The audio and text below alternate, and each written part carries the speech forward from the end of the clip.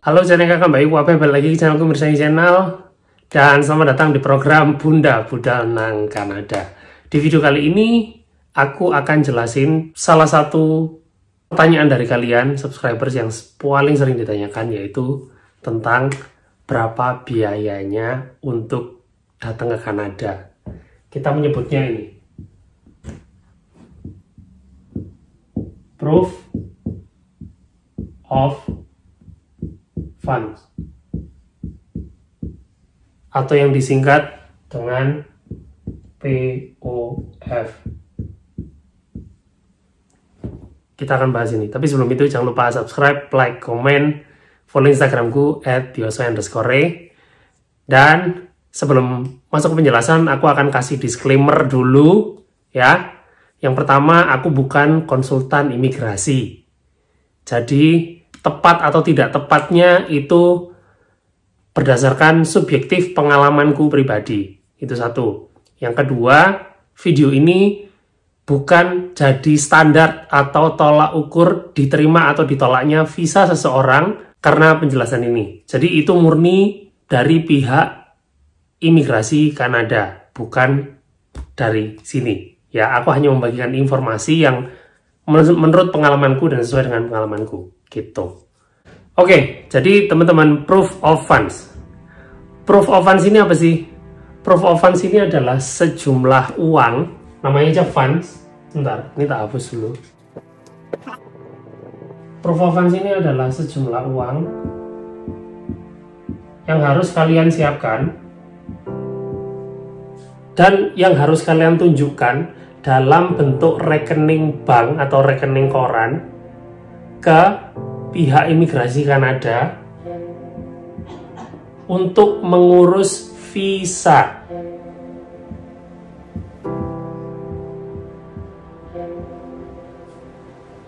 Visa ini orang yang apply bertanggung jawab untuk memberikan, diterima tidak diterimanya ini haknya imigrasi pemerintah Kanada. Jadi kalau ada apa-apa jelek-jeleknya, visanya ditolak gara-gara proof of fund. Bukan yang menyarankan kamu untuk memberikan proof of fund, tapi memang dari imigrasinya. Sampai sini paham ya? Terus habis itu, proof of funds ini siapa yang harus menyediakan? Proof of funds ini yang harus menyediakan adalah student atau calon student. Terus kalau misalnya mau kerja di sini, pakai nggak proof of fund? Nggak. Hanya orang-orang yang mau belajar yang wajib menunjukkan proof of fund. Terus uang ini, proof of funds ini, dana yang di dalam rekening bank ini harus mengendap berapa lama? Ada syaratnya. Dulu ketika tahun 2015, ketika aku mau berangkat, itu hanya perlu 3 bulan. Tapi sekitar di atas tahun 2019 atau tahun 2020, pemerintah Kanada mintanya minimal 4 bulan.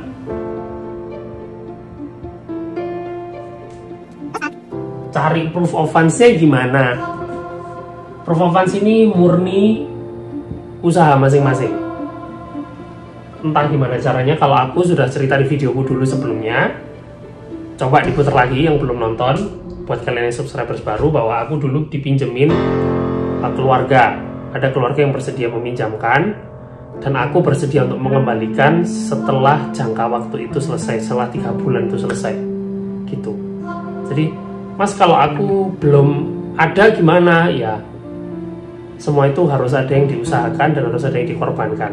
Jadi tergantung usaha masing-masing. Oke. Nah, sekarang kita masuk ke jumlah proof of funds. Sebelum kita masuk jumlah, kita bakalan bahas satu, bahwa proof of funds ini setiap individu berbeda jumlahnya. Jadi ada orang A dan orang B. Ya, apa sih ini gambar orang? Ya gitulah. Si A dan si B bisa jadi berbeda, tidak sama proof of funds-nya. Dilihat apa? Dilihat background story-nya. Background itu apa aja? Bisa jadi satu, yang biasanya paling kelihatan, apakah dia punya visa di paspornya. Visa lain maksudnya, visa lain selain visa Kanada di paspornya. Itu nanti berhubungan sama travel history. Yang kedua, jumlah keluarga yang berangkat.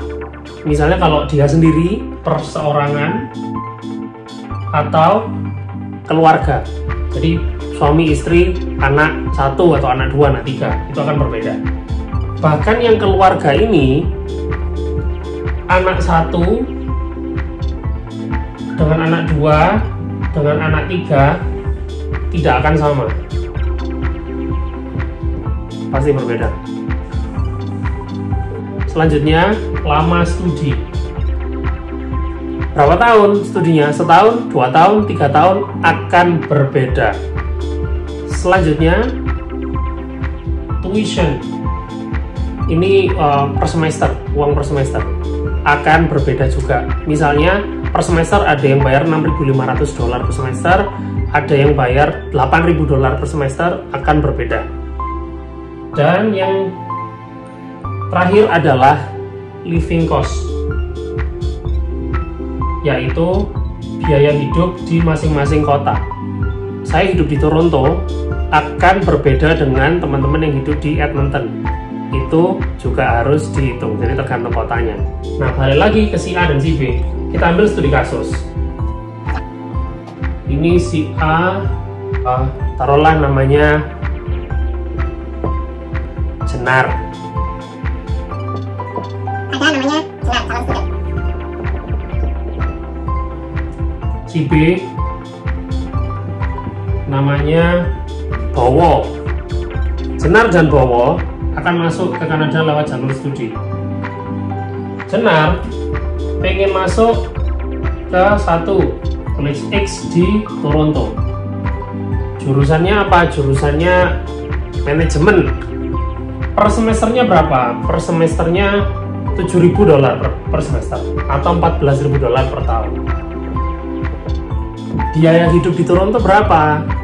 Aku sudah pernah bikin video sebelumnya, jadi kalau biaya hidupnya kalian belum tahu, harus cari tahu dulu. Aku sudah bikin video hidup di Toronto. Taruhlah kira-kira 2.000 per bulan. Dia single, tidak ada keluarga yang dibawa, jadi tidak berkeluarga. Sedangkan masuk ke studi kasus selanjutnya, yaitu Bowo. Dia akan berkuliah di kampus Y di kota Medicine Hat, Alberta. Jurusan sama, manajemen, tapi let's say 5.000 per semester. Contoh ya, ini bukan exactly, tapi ini contoh. Atau 10.000 per tahun.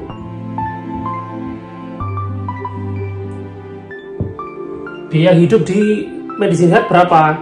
Biaya hidup di Medicine Hat kalian bisa buka website kampus atau tanya advisernya. Tanya via email ke kampusnya. Mereka akan kasih tahu. Oh, kira-kira satu student bisa habis untuk biaya hidup sekian. Itu udah range umumnya seperti itu.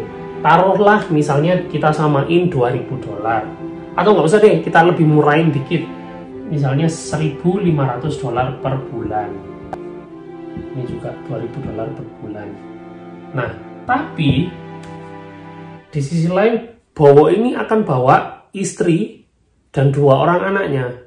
Berarti anggota keluarganya ada 4 kepala.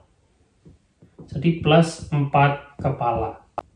Nah, di sini penghitungannya akan berbeda. Siapa yang bisa ngitungkan? Kalau kalian nggak mau repot-repot ngitung kayak gini, bisa kalian follow Instagramnya @eos.world. Ini Instagram.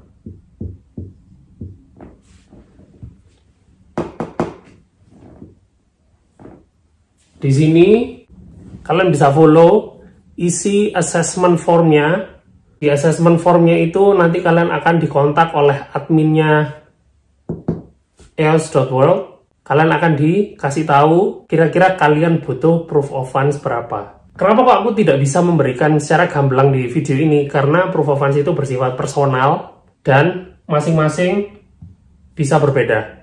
Si Jenar harus nyiapin biaya berapa akan berbeda dengan si Bowo harus nyiapin berapa. Karena ini bukan standar yang bisa dipukul rata untuk semua orang. Gitu. Intinya apa sih proof of funds ini? Ini tak hapus dulu ya. Intinya apa sih proof of funds ini? Proof of funds ini adalah biar kalian itu punya bukti, atau istilahnya kalian kalau masuk bertamu ke rumahnya orang, itu kalian punya bukti biar kalian bisa biar kalian tuh punya bukti kuat bahwa kalian mampu membiayai hidup kalian selama studi di Kanada. Jadi kalian tidak menjadi beban pemerintah.